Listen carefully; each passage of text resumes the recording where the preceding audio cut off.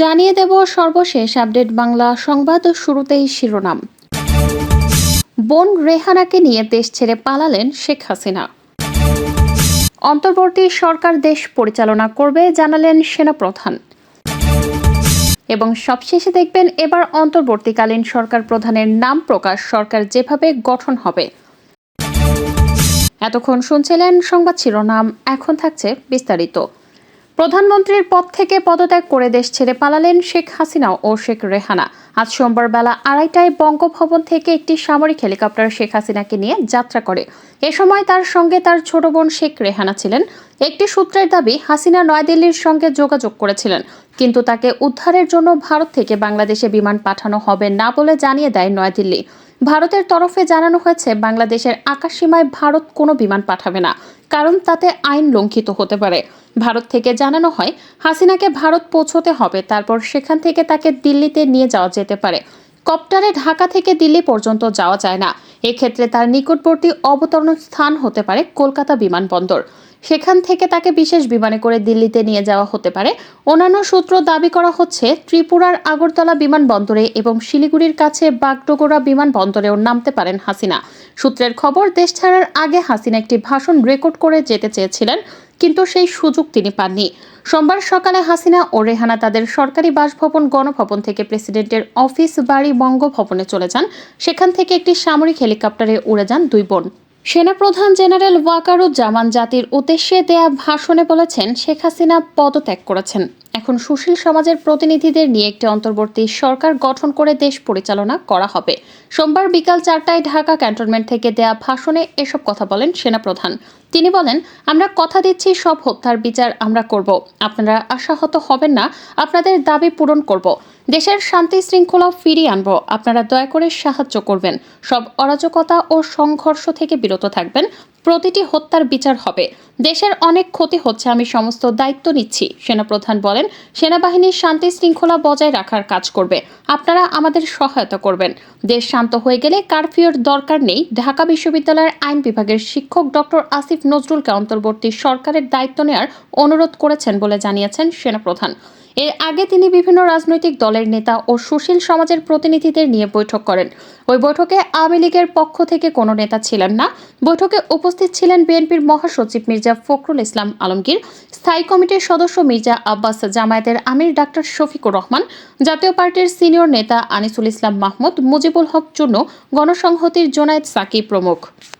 গণভবনের দখল নিয়েছেন ছাত্র জনতা। রাজধানীর ধানমন্ডির 3/এতে আওয়ামী লীগের সভাপতি শেখ হাসিনার কার্যালয়ে আগুন দিয়েছেন আন্দোলনকারীরা।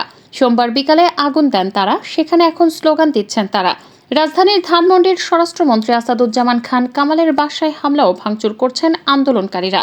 দুপুর 3:30টার দিকে হামলার ঘটনা ঘটে। ফটক ভেঙে হাজারো আন্দোলনকারী স্বরাষ্ট্রমন্ত্রীর বাসায় ঢুকে পড়েন। ওদিকে কারফিউ উপেক্ষা করে লাখ লাখ প্রতিবাদী মানুষ প্রধানমন্ত্রী শেখ হাসিনার পদত্যাগ দাবি করছিলেন। তারা জীবন মৃত্যুর ভয় উপেক্ষা করে রাজধানী ঢাকার রাজপথে নেমে আসেন। এমনকি প্রধানমন্ত্রীর বাসভবন গণভবনে প্রবেশ করেছেন। ঢাকার রাস্তায় সেনাবাহিনী ও পুলিশের সাজোয়া যান আছে। প্রধানমন্ত্রী বাসভবন গণভবনের কাঁটাতারের ব্যারিকেড ভেঙে ফেলেন তারা। রোববার কমপক্ষে 100 মানুষ নিহত হওয়ার পর সোমবার সেনাপ্রধান জেনারেল ওয়াকারুজ্জামান জাতির উদ্দেশ্যে বক্তব্য দেওয়ার ঘোষণা দেওয়ার সঙ্গে সঙ্গে মানুষ রাস্তায় নেমে আসেন। এএফপিকে একজন সিনিয়র উপদেষ্টা বলেছেন, শেখ হাসিনার ক্ষমতা কেড়ে নেওয়া বন্ধ করতে দেশের নিরাপত্তা রক্ষাকারীদের অনুরোধ করেছিলেন শেখ হাসিনার ছেলে সজীব ওয়াজেদ জয়, কিন্তু তার জবাবে কি বলা হয়েছে তা জানাতে পারেননি ওই সূত্র। শেখ হাসিনা পদত্যাগ করবেন কিনা এ বিষয়ে জানতে চাওয়ার পরই তার পদত্যাগের সম্ভাব্যতা ছড়িয়ে পড়ে। অশান্ত ওপার বাংলা, ইস্তফা দিয়েছেন বাংলাদেশের প্রধানমন্ত্রী শেখ হাসিনা। আগামী 24 থেকে 48 ঘন্টার মধ্যে সেখানে অন্তর্বর্তী সরকার গঠনের ঘোষণা করেছেন সেনাপ্রধান। এই পরিস্থিতিতে সোমবার হাই অ্যালার্ট ইস্যু করেছে বিএসএফ।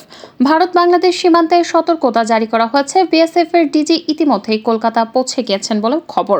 বিএসএফ এর একজন শীর্ষ কর্মকর্তা জানিয়েছেন, শেখ হাসিনা ঢাকা ছাড়ার পরপরই হাই অ্যালার্ট জারি করা হয়েছে সীমান্ত এলাকায়। সূত্র মারফত জানা গেছে, বাংলাদেশে চলতে থাকা গোটা পরিস্থিতির দিকে নজর রাখা হচ্ছিল। সোমবার বেলা গড়ানোর সঙ্গে বাংলাদেশ বাংলাদেশের প্রধানমন্ত্রী শেখ হাসিনার ইস্তফা এবং দেশ ছাড়ার খবর প্রকাশিত হতেই সীমান্তে অতিরিক্ত নজরদারি বাড়ায় বিএসএফ। কোনোভাবে যাতে প্রতিবেশী দেশের রাজনৈতিক প্রভাব এদেশের সীমান্তে না পড়ে বা কেউ যেন সীমান্ত পেরিয়ে এদেশে ঢুকতে না পারেন, সেই দিকে লক্ষ্য রেখেই এই হাই অ্যালার্ট জারি করা হয়েছে বলে জানা গেছে। সেনাপ্রধানের সঙ্গে সাক্ষাতের পর ঢাকা বিশ্ববিদ্যালয়ের শিক্ষক আসিফ নজরুল তার ফেসবুক লাইভ থেকে আন্দোলনকারীদের উদ্দেশ্যে বার্তা দিয়েছেন। সোমবার তিনি এ বার্তা প্রদান করেন। তিনি তার ফেসবুক লাইভে বলেন, আমার কাছে মনে হয়েছে আমাদের ছাত্র সমাজ এবং জনগণের যে আকাঙ্ক্ষা ও প্রত্যাশা সেনাপ্রধান সেটা বুঝতে পেরেছেন।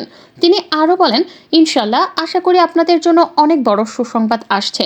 আমি শুধু আমার ছাত্র, আমার সন্তান সমতুল্য ছাত্র যারা আছে, তরুণ সমাজ, দেশের মানুষ, আপনাদের কাছে আমার আকুল অনুরোধ, আপনারা একটু ধৈর্য ধরুন, দেশের শান্তি শৃঙ্খলা বজায় রাখুন। ইনশাল্লাহ এখন থেকে আমরা সঠিক পথে অগ্রসর হব। বৈষম্য বিরোধী আন্দোলনের এক দফা দাবিতে শিক্ষার্থী জনতার তোপের মুখে পড়ে প্রধানমন্ত্রীর পদ থেকে শেখ হাসিনা পদত্যাগ করে দেশত্যাগের খবরে লক্ষ্মীপুরে বিজয় মিছিল করছে সাধারণ জনগণ। এর আগে চকবাজার জামে মসজিদ এলাকায় সাধারণ মানুষ মিষ্টি বিতরণ করেছে। সোমবার বিকেল 3টার দিকে শহরের বিভিন্ন এলাকা থেকে মিছিল নিয়ে বের হয় জনতা।